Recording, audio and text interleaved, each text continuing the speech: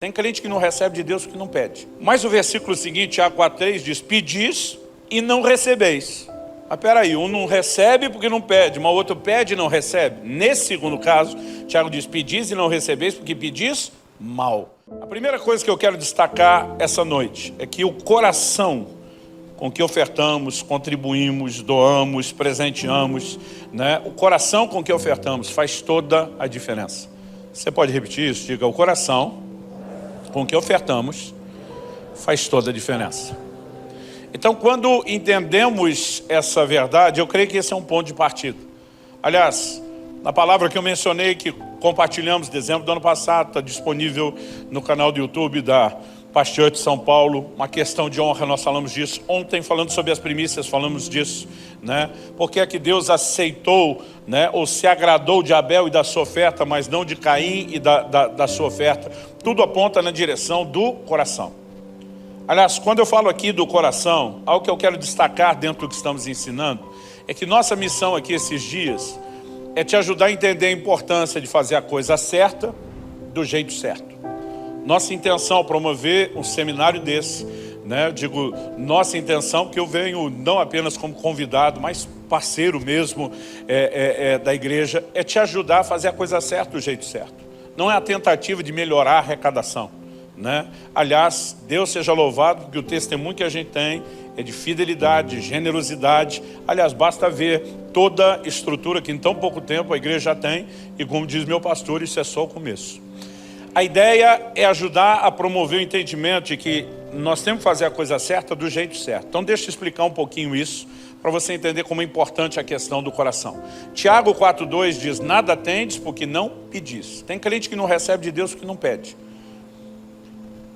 Mas o versículo seguinte, Tiago 4,3 diz: pedis e não recebeis. Mas peraí, um não recebe porque não pede, mas o outro pede e não recebe. Nesse segundo caso, Tiago diz: pedis e não recebeis porque pedis mal. Então, quando você faz a coisa certa para receber de Deus, que é pedir, mas faz do jeito errado, não funciona, não dá resultado. Nós vamos deixar para explorar a definição de pedir mal depois. Um outro exemplo bíblico para nos ajudar a ver a mesma verdade: o caso da ceia do Senhor. Paulo escreve aos Coríntios, e no capítulo 10, ele vai falar mais sobre a ceia no capítulo 11, mas no capítulo 10, verso 16, ele usa a seguinte expressão: o cálice da bênção que abençoamos. Quando ele chama o cálice de o cálice da bênção, e depois ele diz que abençoamos, ele não está dizendo só que é cálice abençoado. Nós tanto recebemos abençoando, bem dizendo, mas também a bênção. No momento da ceia, a Bíblia diz que nós temos comunhão com o corpo e o sangue do Senhor. Aliás, o que nós chamamos de ceia, no inglês se chama comunhão, porque a ênfase do versículo 10, em muitas igrejas pelo mundo, né, o nome disso é comunhão. E apesar de não crermos na doutrina da transubstanciação, que os elementos literalmente se transformem, nós não podemos negar que comungamos com o corpo, né, e o sangue do Senhor. Logo, a bênção nisso. Quantos creem que são abençoados na ceia? Mas Paulo diz assim: examine-se o homem a si mesmo. Porque ele diz: qualquer que comer ou beber de modo indigno será réu de juízo. Porque se fizer a coisa certa para ser abençoado, que é cear, mas fizer do jeito errado, não funciona. E não é diferente o assunto quando falamos de contribuição. Caim, ao ofertar, fez a coisa certa? Sim, mas do jeito errado. Ananias, ao ofertar, fez a coisa certa? Sim, mas do jeito errado. E os dois, do jeito errado, não era o que fizeram, era o como. Era o coração por trás daquilo. Então, algo que nós precisamos de fato entender é que quando Deus nos chama a esse lugar de andar em generosidade e não avareza, é um alinhamento de coração. Paulo não está dizendo que espera que os irmãos prestem generosidade pensando no retorno do investimento num projeto. Aliás, escrevendo aos Filipenses, ele diz em Filipenses 4, se não me engano, verso 17, ele diz: não que eu procure o donativo, e sim o fruto que cresça para a vossa conta. Paulo está dizendo: não estou interessado no que é que vocês vão entregar, mas no que é que o ato de vocês entregarem vai liberar sobre a vida de vocês. E esse liberar, eu quero te mostrar hoje à noite, não é mera e simplesmente a colheita de algo que você plantou. O que Deus libera quando fazemos isso é maior do que imaginamos. Aliás, só a colheita por conta dessa liberação. E é dessa liberação que eu quero gastar um pouquinho de tempo falando. Mas antes de passar para o segundo tópico, ainda falando dessa questão do coração, duas coisas que eu ainda queria enfatizar. Em primeiro lugar, eu de fato acredito que Deus quer, né, que eu e você possamos expressar, revelar quem Ele é nessa terra. E algo que Deus é, e nós não podemos negar, é generoso. João 3,16 diz, Deus amou o mundo de tal maneira que deu. A maior expressão do amor de Deus é definida pelo seu poder, sua capacidade de dar, de doar. Tiago 1,5 diz, se algum de vocês tem falta de sabedoria, peça a Deus que a todos, não alguns, não a maioria, a todos, dá liberalmente. Deus é liberal. Outras traduções dizem que Ele dá generosamente. Deus é generoso. Nós sabemos disso. Agora, Efésios 5,1 diz que nós devemos ser imitadores de Deus como filhos amados. O prazer de Deus é que eu e você possamos agir, né, nos conduzir de tal forma que a gente, de fato, o revele quem Ele é nessa terra. A palavra de Deus diz em 1 João 3,16, nisso conhecemos o amor, que Cristo deu a sua vida por nós, portanto também nós devemos dar nossa vida pelos irmãos. A Bíblia não está só dizendo Cristo deu sua vida e a gente só usufrui.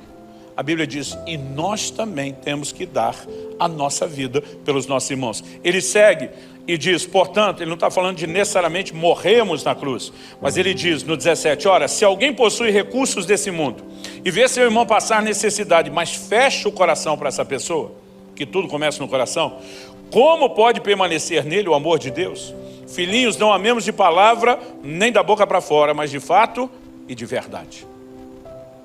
Todo pai tem prazer quando percebe que inspirou de alguma forma seus filhos, né, a quererem reproduzir o que eles veem nele. Ainda que sejamos versões limitadas, imperfeitas. Eu lembro quando meu filho Israel tinha mais ou menos uns 14 anos de idade, ele falou uma das coisas mais gostosas, mais gratificantes que eu como pai já ouvi em toda a minha vida. Não foi a única vez, mas foi a primeira vez que eu percebi o quão sério era a declaração dele, o quanto entendia. Ele um dia olha para mim e diz, pai, quando eu crescer eu quero ser que nem você. Eu falei, é mesmo, filho? Ele falou, é mesmo. Eu quero pregar como você prega, eu quero mover nos dons do Espírito como você move. Ele falou, mas acima de tudo, eu quero ter o caráter que o senhor tem. Eu falei, o que é que você entende de caráter, garoto? Ele falou, estou de olho em você há muito tempo. Ele puxou eventos dos 2 últimos anos que eu não tinha noção que ele estava de olho e percebendo. Quando aconteceu aquele episódio, o senhor agiu assim.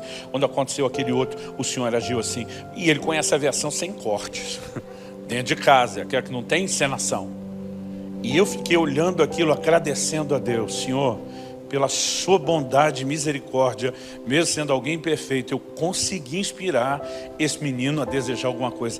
Pensa na coisa mais gratificante para um pai. Quando minha filha tinha mais ou menos uns 10 anos de idade, ela soltou uma preciosidade.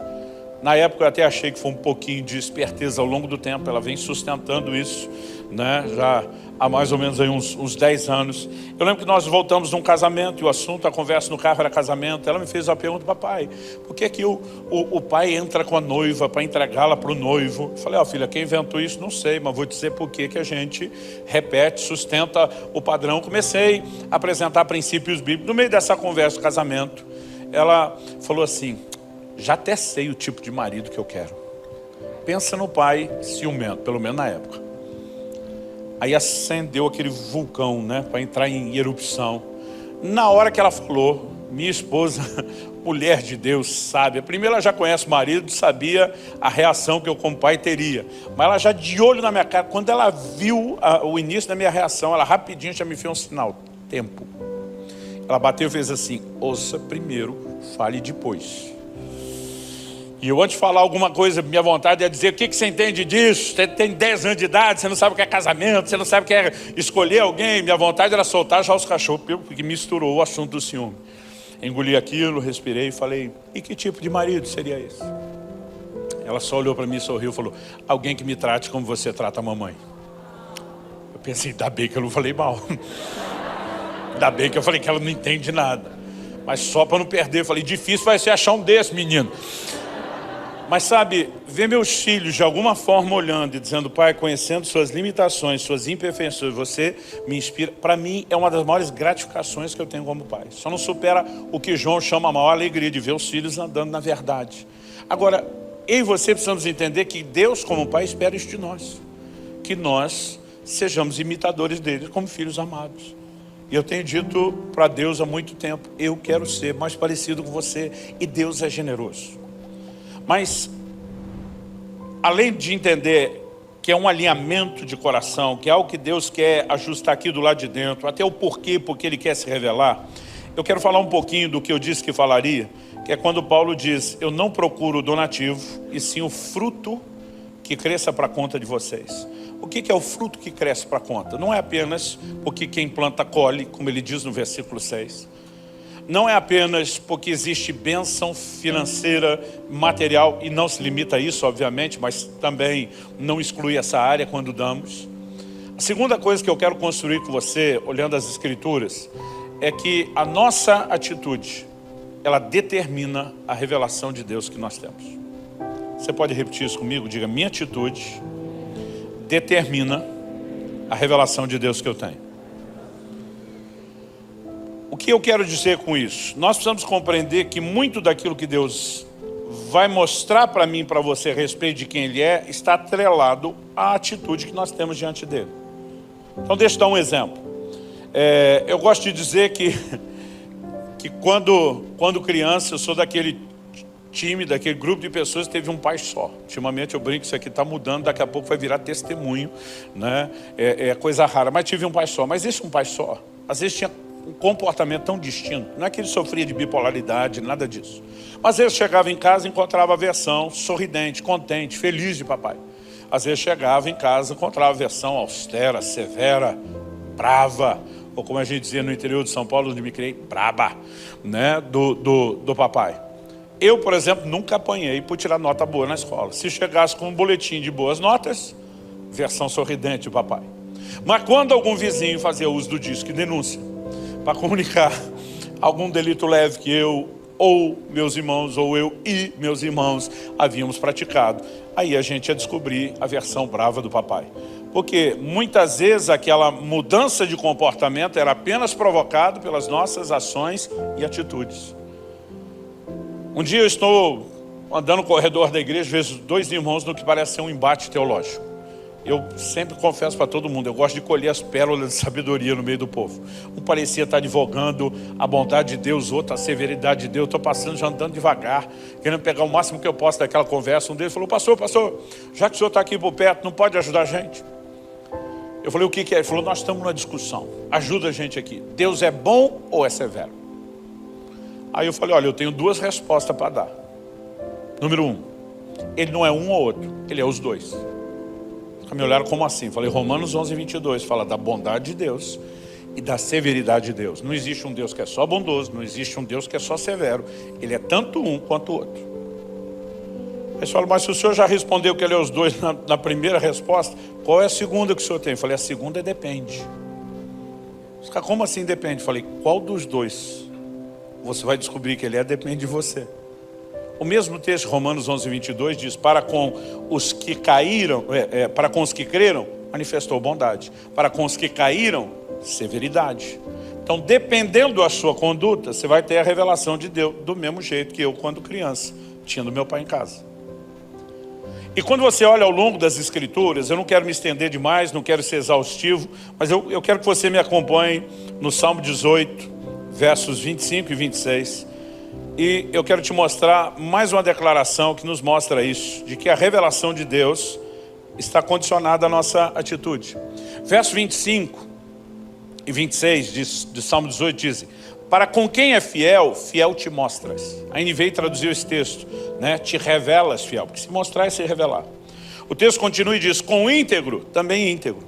Com o puro, puro te mostras. E com o perverso, inflexível. Para quem é fiel, Deus se mostra o quê? Fiel. Para quem é íntegro, Deus se mostra íntegro. E para quem é puro, Deus se revela puro. Ele não se revela puro por fiel. Ele não se revela fiel por íntegro. Ele não se revela íntegro por puro. Por fiel, reciprocidade. Ele se revela fiel. Por íntegro, reciprocidade. Ele revela integridade. Para o puro, reciprocidade. Ele revela pureza. Se você segue essa linha de pensamento bíblico, desde a bondade que estamos falando aqui, para com o generoso, Deus vai se revelar o quê? Generoso, reciprocidade.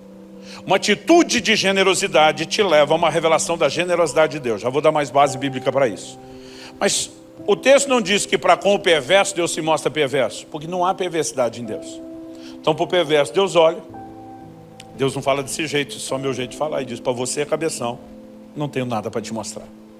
Eu simplesmente sou inflexível, não me inclino e não te mostro nada. Agora, se você segue essa linha de pensamento, para com avarento, Deus não se mostra avarento, porque não há avareza em Deus. Mas vai dizer para você, mão de vaca, eu não tenho nada para revelar.